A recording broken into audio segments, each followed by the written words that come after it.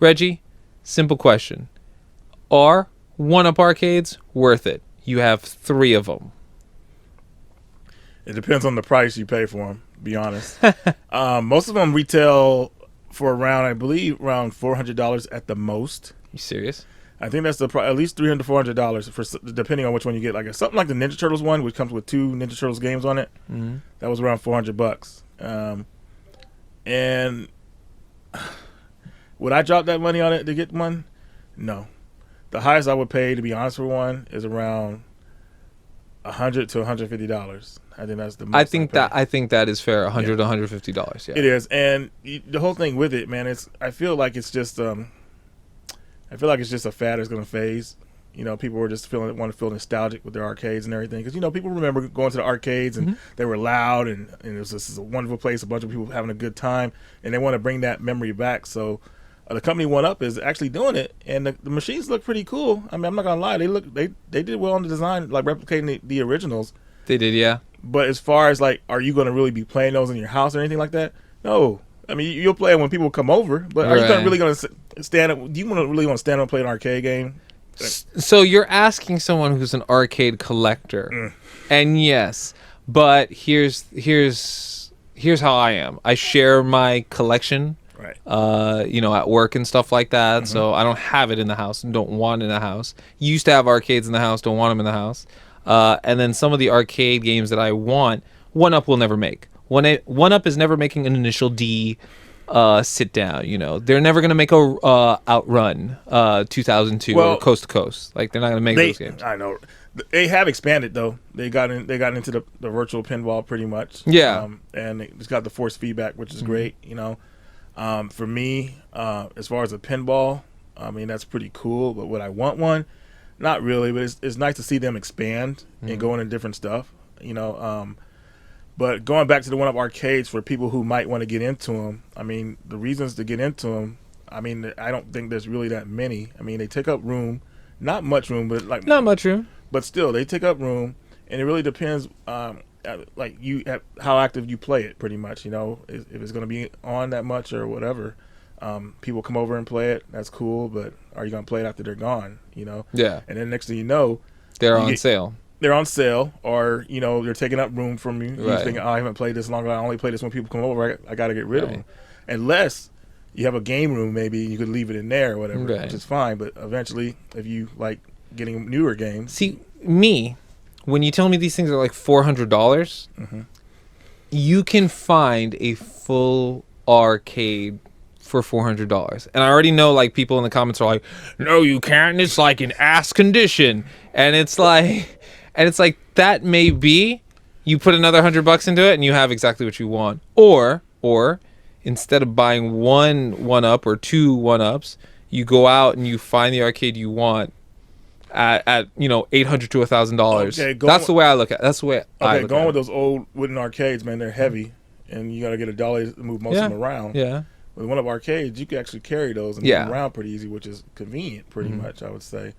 And, for people who want to get into it as well, I mean, I've looked at One Up and to see what they're bringing out for them, and they're bringing out some cool games. Like, here's a game that everybody's been wanting to get ported to consoles but never has, and One Up is bringing it to the One Up arcade. Right. It's Golden Axe: Revenge of Death Adder, which is a beat 'em up game, and one of the best beat 'em up games to me ever.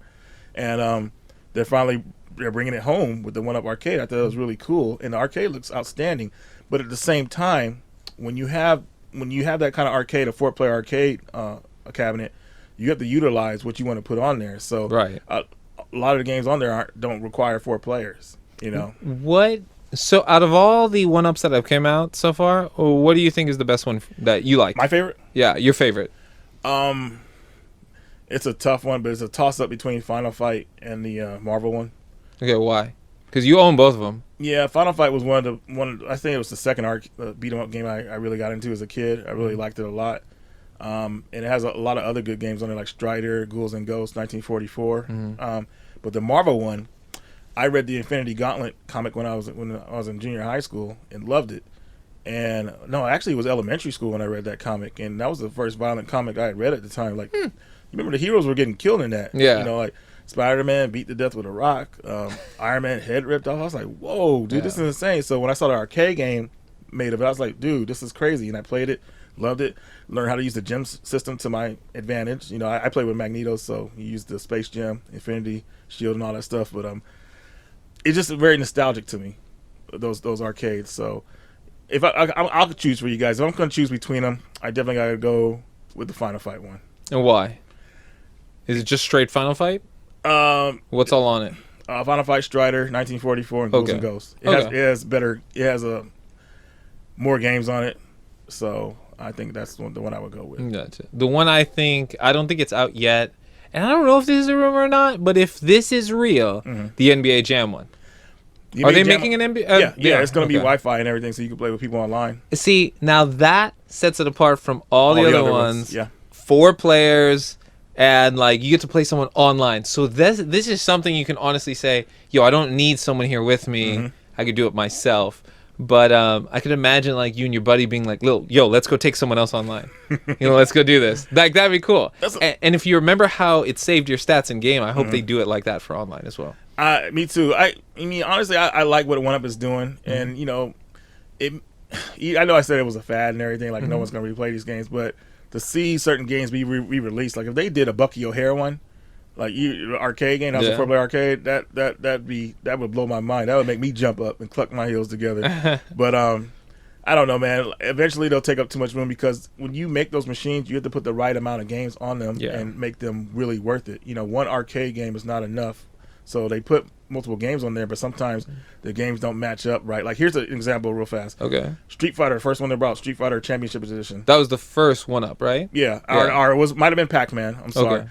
Okay. They put on there Street Fighter 2 Championship Edition, Street Fighter 2 Turbo, and it's Super Street Fighter. It's like the same game. Those are the revisions of the same game. Yeah. So I was like, what the heck? So, unlike the Mortal Kombat they did, there's like here's 1, here's 2. And Ultimate. And Ultimate, yeah. And it's like you have a different set of games. Yeah. Exactly. So. I would love if they did like the Sega Naomi ones. I don't think they could get the IPs for that one, but to have like Crazy Taxi on there, to have a Soul Calibur on there and stuff like that, to have an Initial D, to have a Midnight Wagon and all that stuff. Or just like all racing, like an all racing one of the Sega ones of the early 2000s and stuff like that.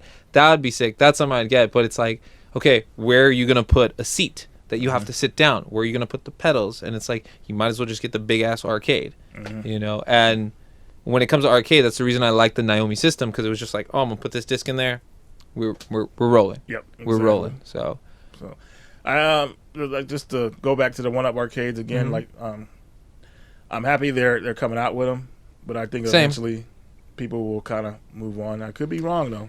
Do you think it's gonna be a fad like the mini consoles, the clone consoles? Yeah, I really do. Are we gonna start seeing them at swap meets? You already are.